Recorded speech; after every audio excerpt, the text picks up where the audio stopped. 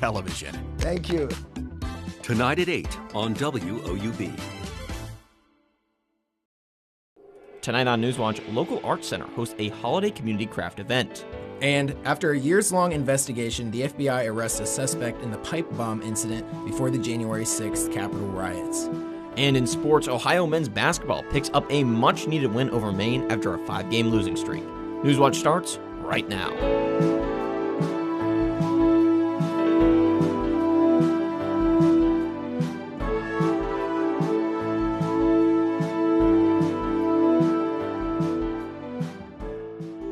Good evening, I'm Charlie Ehlenfeld. And I'm Donovan Varney. Welcome to Newswatch.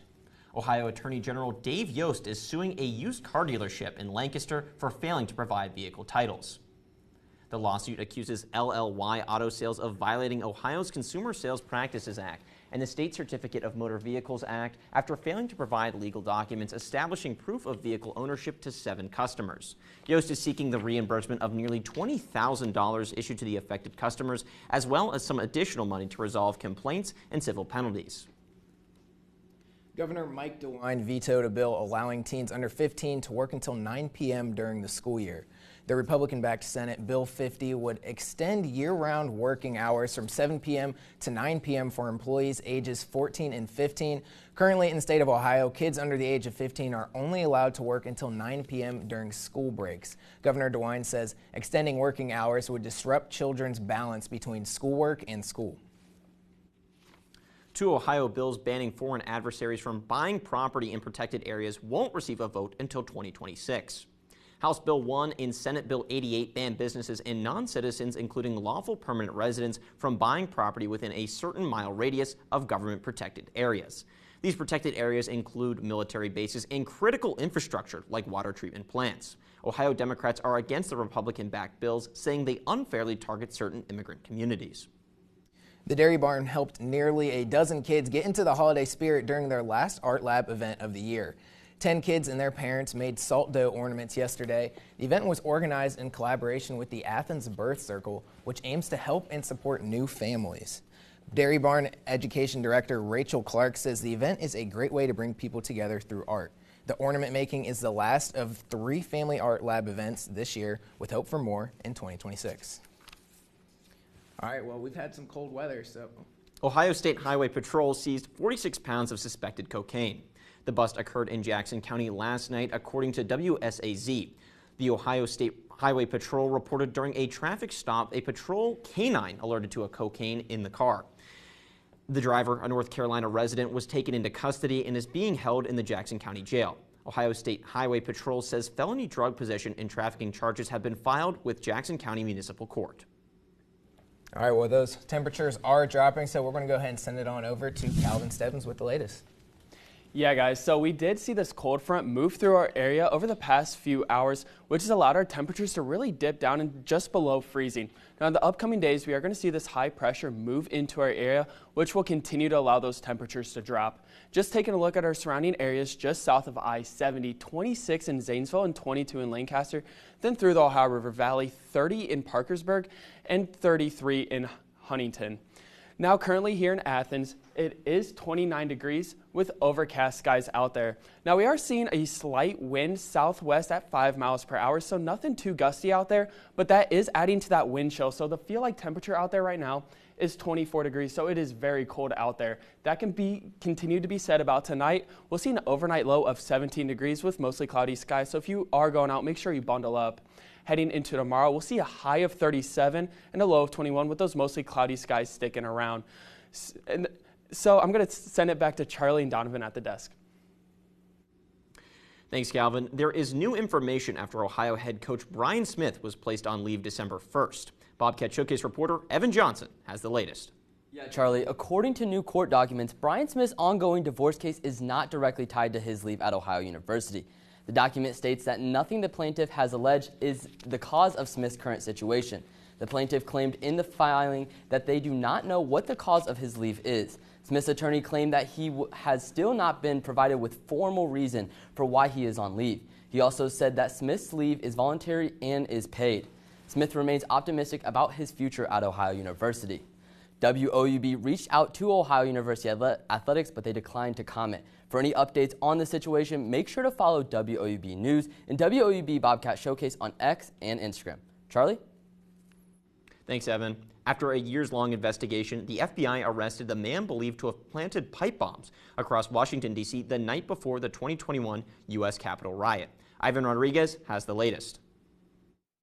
Grainy surveillance videos previously released by the FBI of a man shrouded in a hoodie, gloves, and face mask were the only images of the bomber for almost 5 years. But today, the FBI arrested Brian Cole Jr., charging him with transporting an explosive device in interstate commerce and malicious destruction by means of explosion, and conducted extensive searches of his Virginia home. Federal officials say there was no new tip or evidence that helped lead to the arrest. That evidence has been sitting there collecting dust.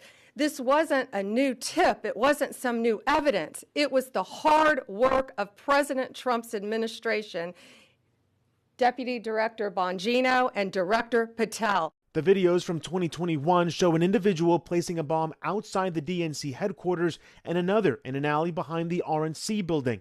The discovery of the bombs drew police from the Capitol complex before crowds of President Donald Trump supporters began breaking through police cordons to attack the Capitol building. The timing has driven conspiracies about the bombing suspect and a possible connection to the riot.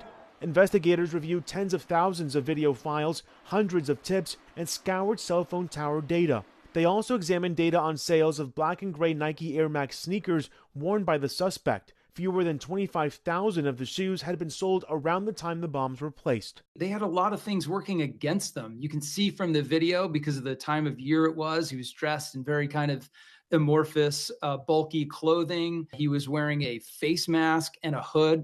I'm Ivan Rodriguez reporting. Coming up, health experts are sounding the alarm over updates to the CDC vaccination schedule.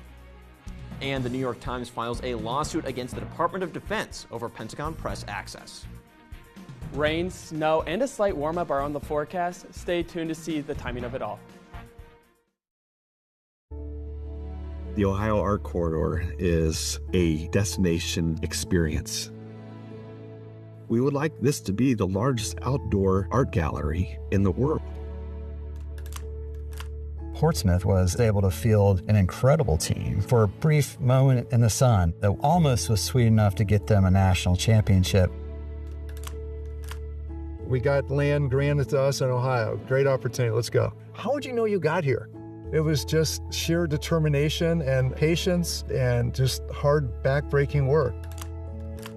The bridge was acclaimed at the time of being an engineering marvel.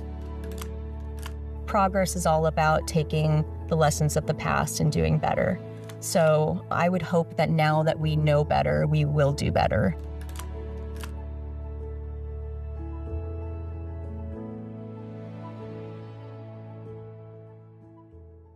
For more than 70 years, WOUB Public Media has been the place where people in our region turn to learn how stories of the past ignite the imagination of the future. It's where information, entertainment, and education work together to inform, enlighten, and inspire generations. It's the place where the community gathers to hear and see our world in new and innovative ways. WOUB, the public media you trust that's worthy of your support. Wondering what to cook this holiday season? WOUB and Milk Street can help. On Wednesday, December 17th, join the Milk Street Cooking School team for a free live stream cooking class. The team will be cooking up some of their favorite holiday sides, including butter braised mashed potatoes and dark chocolate terrine. The class is free, but space is limited. Go online today to register.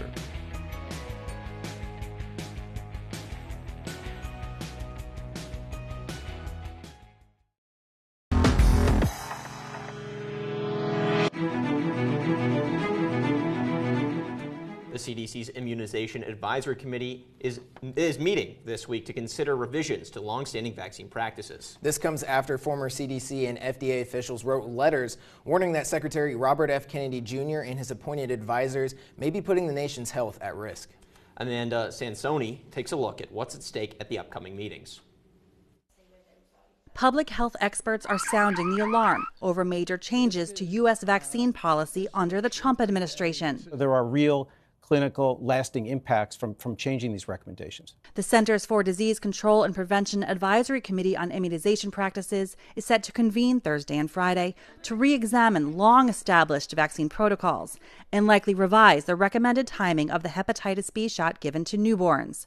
The members of the committee, handpicked by Health and Human Services Secretary Robert F. Kennedy Jr., have expressed skepticism over the vaccine schedule. I think that the conclusion that we know that it is safe is perhaps premature. But in one study, experts warn delaying the birth dose could result in 1,400 or more preventable infections in children each year. We've seen tremendous reductions in childhood infections with hepatitis B, and this saves lives. Dr. Anthony Fiore, a former CDC infectious disease specialist, says infected infants face nearly a 90% risk of chronic disease and insists there's no reason to change a schedule proven safe and effective for 3 decades. It's actually a remarkably safe vaccine. Nothing has been shown that has any long-term consequences, and certainly nothing that has anywhere near the consequences of a chronic hepatitis B virus infection. In Washington, I'm Amanda Sansoni. All right, well, I don't know about you guys, but the temperature is dropping. It is getting colder every day is what it feels like. It's driving me crazy. I mean, absolutely. It's just been brutal. And with the wind, too, some of these days. It's been awful. Yeah, it makes it feel like it's like 10 degrees colder every day. My face is all red from the wind. My eye, it's like I'm crying on my way to class. I'm like, what is going on with They're asking you if you're all right. No, it's just the weather, I promise. Yeah. No, I mean, I hope it's getting a little bit better this weekend, though. I mean, I know it's November into December, and now, that's kind of what you have to expect, but is it going to get any better? So at least heading into tonight, we're going to have a bit of a cooler night. I mean, we're going to be in the teens, and that wind chill is just not going to help into that. But heading into heading into the early weekend, we are going to see a slight warm up. But as we take a look at our surface analysis, we had this cold front move through our area, and that's allowed those temperatures to drop even during the day. Now, in the upcoming days, we are going to see this high pressure move into our area. Now, a high pressure system moves in a clockwise rotation, so that's going to allow the airs from Canada move into our area, which will allow those temperatures to continue to drop. Now, just taking a look at our temperature just around the country, we can see exactly where that cold front is. It's stretching from Pittsburgh all the way down to Memphis, but alongside with that, we can also see where that high pressure is sitting just between Kansas City and Chicago. We're starting to see that high pressure continuing to spin, and that's dragging down those airs just from the north. Now, taking a look at our satellite, as the day has progressed, we've just seen clouds continue to dissipate. And alongside with that, heading over the past 24 hours, we have seen our lows dip down to the just below freezing. But as the day has progressed, we did see a high of 31 here in Athens, but in the surrounding areas, much of the same, just right below freezing. Currently here in Athens, it is 29 degrees with overcast skies out there. We are seeing some winds from the southwest at 5 miles per hour, so they aren't really gusty winds, but as the wind chill continues to add onto that wind, we are seeing a feel-like temperature of 24 degrees out there. Heading into tonight, much of the same. Overnight low of 17 degrees with mostly cloudy skies. So if you are going out tonight, make sure you bundle up. I'd recommend sweatpants, sweatshirt, a coat, hat, and gloves. It is going to be a cold one out there. Heading into tomorrow, we are going to see a slight warm up, high of 37 with mostly cloudy skies during the day. And then heading into tomorrow night, we'll see an overnight low of 21. Just taking a look at tomorrow morning, we are seeing that high pressure that moved into our area today getting pushed off to the east coast. And then heading into tomorrow night, that high pressure is past the east coast, but we are going to see this one just to our south move into our area. Heading into Saturday morning, this high pressure is stationary over our area, and that will continue into Saturday night. But we are going to see this cold front move into our area, which will allow those temperatures to continue to drop during the day. Taking a look at our 7-day outlook, heading into Friday, high of 37, mostly cloudy skies, and a low of 21. Saturday, high of 41. Low of 26 with mostly cloudy skies. Now that chance of rain will return heading into Sunday. 30% chance of showers, high of 39, low of 19. Monday, that rain moves out of our area. Partly sunny skies, high of 32, and a low of 15. Tuesday, we got a chance of a rain and snow mix, high of 39, low of 28. Then heading into Wednesday, nice warm up, high of 42, low of 28 with that 50% chance of showers. And then heading into Thursday, that chance of snow continues to last, high of 35 and a low of 23. Thanks, Calvin. Hawaii is suing TikTok's parent company, ByteDance, over concerns about youth safety. The lawsuit claims the app is addictive and was designed to exploit children's vulnerabilities. The complaint also says TikTok keeps users online longer to boost data collection and ad revenue, comparing features of the platform to tactics used in gambling. The lawsuit seeks to stop TikTok's alleged deceptive practices and force new protections. The New York Times is suing the Department of Defense over new restrictions limiting access at the Pentagon. The lawsuit is seeking the repeal of restrictions the New York Times say violate the Constitution's freedom of speech and due process provisions. The lawsuit also mentions that dozens of news outlets have taken a collective stand against the access restrictions, including conservative outlets like Fox News and Newsmax. New data from the Labor Department shows that just over 190,000 people applied for first-time unemployment last week. That's a decrease of 27,000 compared to the prior week's revised tally. However, experts say the amount of claims filed typically dips during holiday weeks. Hiring activity has slowed this year amid heightened levels of uncertainty, waning consumer confidence, and household affordability concerns. Well, the holiday shopping season is underway, and if you're looking to buy toys, sometimes the shelves can be confusing or overwhelming. Well, Jen Sullivan has tips to make sense of the holiday shopping madness.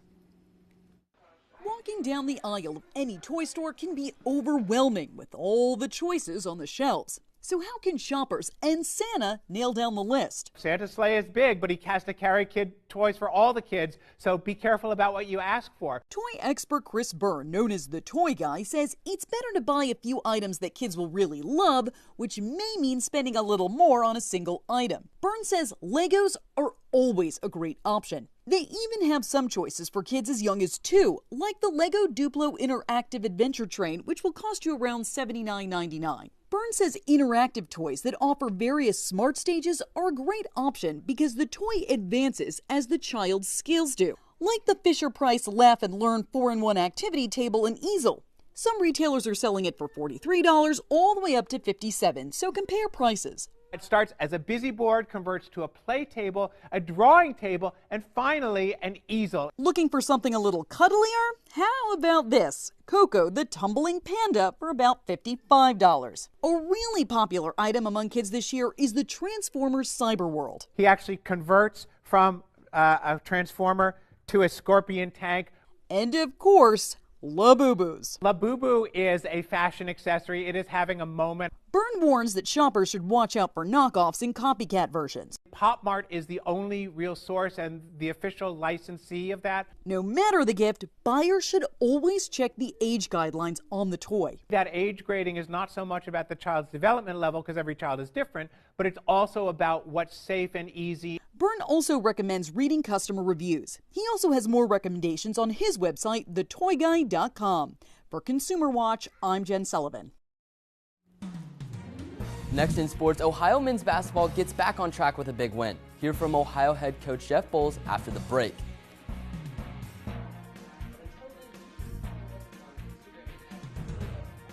Stay up to date on all the news in Southeast Ohio, and stay tuned for a new episode of The Wrap-Up coming tomorrow.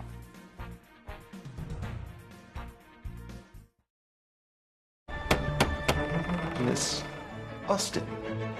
Miss Scarlett. Miss Austen was sister to the great lady novelist Jane Austen. What's she doing here? My name's... I know exactly who you are. The lady detective. Miss Scarlett, isn't it? Miss Austen. Miss Scarlett! Miss Austen. Miss Scarlett.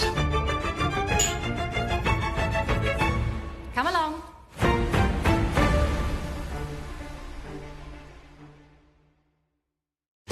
Make way for the Queen. The people love me. This is not a request. Yes, Your Majesty.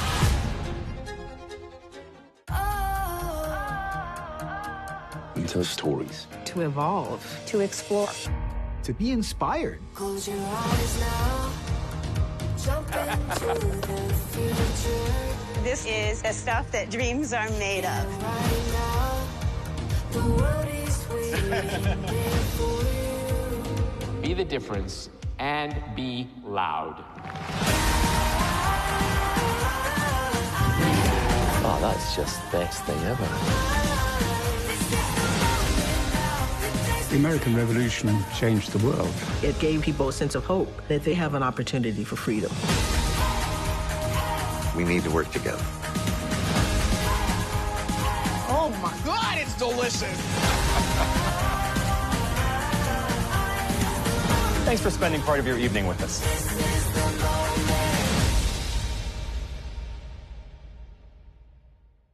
Get ready for the We Hearts Public Television Telethon. Jamie Lee Curtis, Ziggy Marley, Lily Tomlin, Martha Plimpton, Noel Paul Stuckey, Bill Nye. So many incredible folks are coming together to celebrate public television. Thank you. Tonight at 8 on WOUB.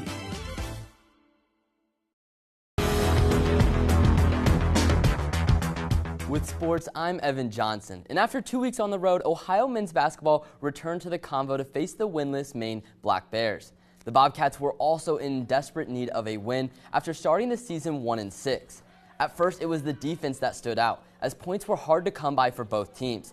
After the 10-minute mark in the first half, Ohio started to find its groove on offense with a variety of players contributing. One of those players was freshman guard J.J. Kelly. He scored a career-high 14 points, and with a 15-point lead at the half, the Bobcats kept their foot on the gas the entire game. Javen Simmons ended as the game's leading scorer with 17 points, and the Bobcats put together one of their most complete games of the season. Ohio picked up season highs in rebounds and assists. This helped lead them to a 79-57 win. Coach and had multiple cutters going on, and had some great interior passing. Thought our effort was where it needed to be, and that's got to be a constant for us moving forward. Ohio women's basketball returns to Athens on Friday. After a close 64-59 loss to Davidson, the Bobcats are looking to get back on track against UIC. The two teams faced off last season with the Flames dominating 91-45. The Bobcats have been rolling to start the year. This year, 6 games into the season, they are currently 3-3. A win on Friday would be the first time since 2021 that Ohio would have a winning record through the first 7 games. They are led by graduate Aaliyah McWhorter, who has led the team with over 12 points a game. Clemson transfer Bella Ronaldo has also made a big impact on both sides of the ball. Ohio has allowed 70 points or more in just 2 games this season and will need to continue that against a talented UIC squad. Taking a look at the schedule, the Bobcats still have the entire month of December to prepare for conference play. 3 of their final 4 non-conference games will be played in the Convocation Center, including St. Louis, who also defeated the Bobcats last season. Then on New Year's Eve, Ohio will play its first MAC school when the Bobcats travel to Central Michigan.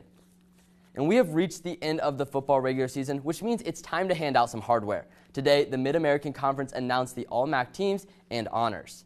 9 Bobcats received those honors today, and at the top was running back C.A. Bangura and Davion Weatherspoon, who both earned All-MAC first team. Parker Navarro, Jordan Jones, Chase Hendricks, and Jay Crable all earned second-team honors. Then Tank Pearson, Mason Williams, and Nick Marinero round out the list on the third team. For many Bobcats fans, it came as a shock that wide receiver Chase Hendricks was not on the first team. Hendricks ended the regular season at the top of nearly every receiving category in the conference. He was second in receptions, second in yards, and tied for 4th in touchdowns. 4 receivers earned the first-team nod above Hendricks. On Wednesday, Ohio football added 20 players during the 2026 class during the early signing period. One of the biggest names was quarterback Levi Davis, who was a Mr. Ohio finalist out of Olentangy Orange. To stay updated during the winter season, be sure to visit woub.org/sports. Still ahead, Christmas tree lights across the country mean it's time to get into the holiday spirit. Station.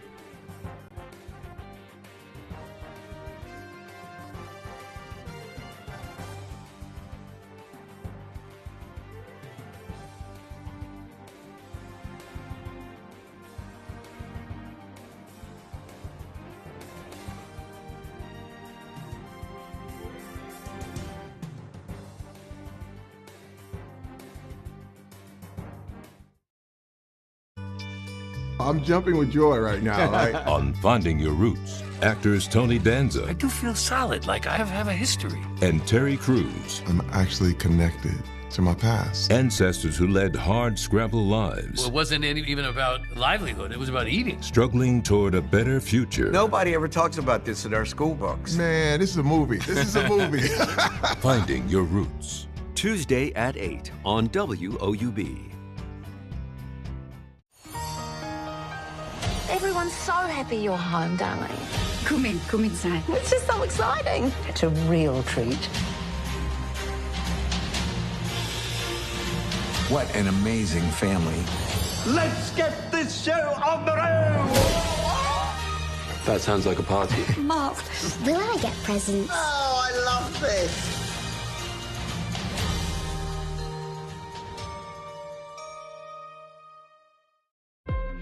Can you feel the moment The American Revolution changed the world. where the story unfolds? Everybody had the sense of possibility worth fighting for. What took place here still leaves us in awe.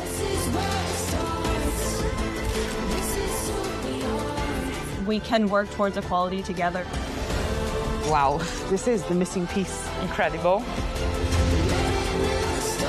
To confront these figures from ancient history is a great privilege. Our history tells us who we are, where we came from. And it's all connected. Like links in a chain. Like links in a chain, yeah. All I can do is say thank you. Wow, this is phenomenal. I'm really grateful for this.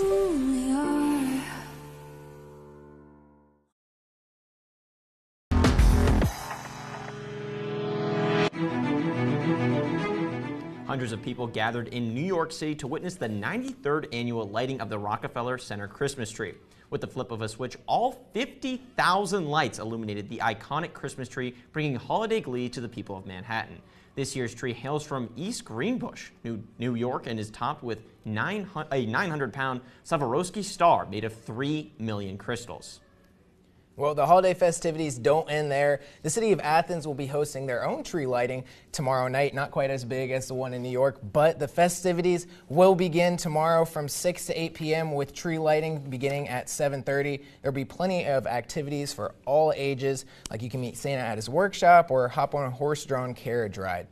13 Athens businesses will host additional events, and you can find more information on those at the link on your screen.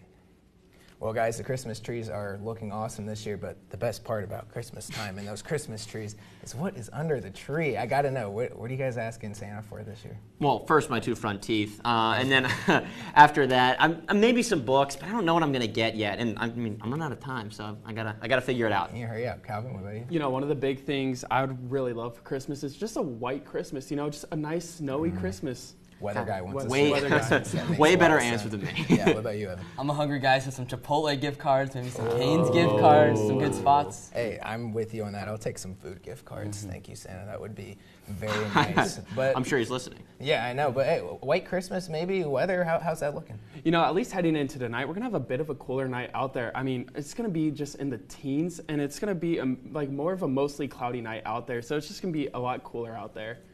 And we are still going to have that wind chill out there, so 17 with the low, and then that wind chill added on top of that. So we could be in the low teens for most of the night tonight with those mostly cloudy skies.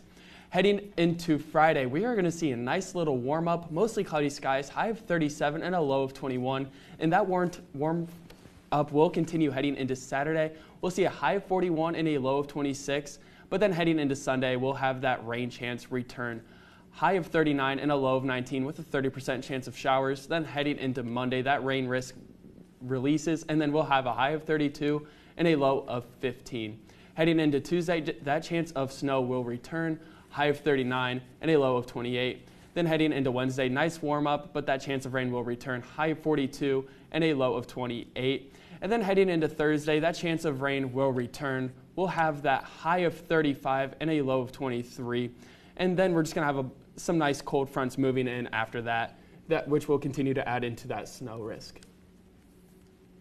That does it for our broadcast this evening. Thanks for watching. For Calvin Stebbins and Evan Johnson, I'm Charlie Eulenfeld. And I'm Donovan Varney. Stay tuned for the PBS NewsHour coming up next. Have a great night.